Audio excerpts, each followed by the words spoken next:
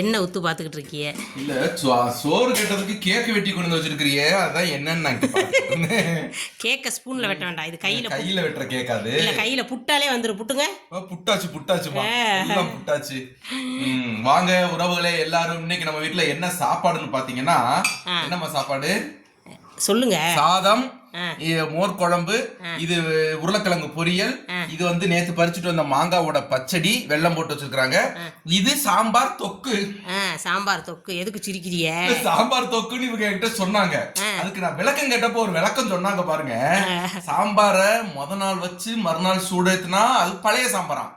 அதையும் வச்சு இன்னொரு நாள் சூடேத்தி வச்சா அதுக்கு பேர் சாம்பார் தொக்கு.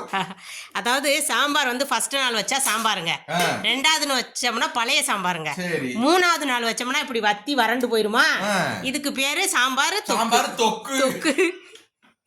இப்படி பேசாம எடுத்துக்கிட்டு சாம்பார் அந்த மாதிரி புது புது டிஷ்ஷா நாங்க கண்டுபிடிக்கிறோம்.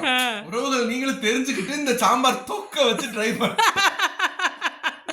ஐயோ ஐயோ, நிறைய பேர் புளிக்குழம்பு தொக்கு வைப்போம் இல்லங்க, 3 நாள் 2 நாளைக்கு 5 நாள் 6 நாளைக்கு வச்சிருந்து சூடேஜ் வச்சா அதுக்கு பேர் தொக்கு. ஆமா, கண்டிப்பா நான் ஃப்ரிட்ஜுக்குள்ள வைக்க மாட்டேன். அதையும் நோட்டி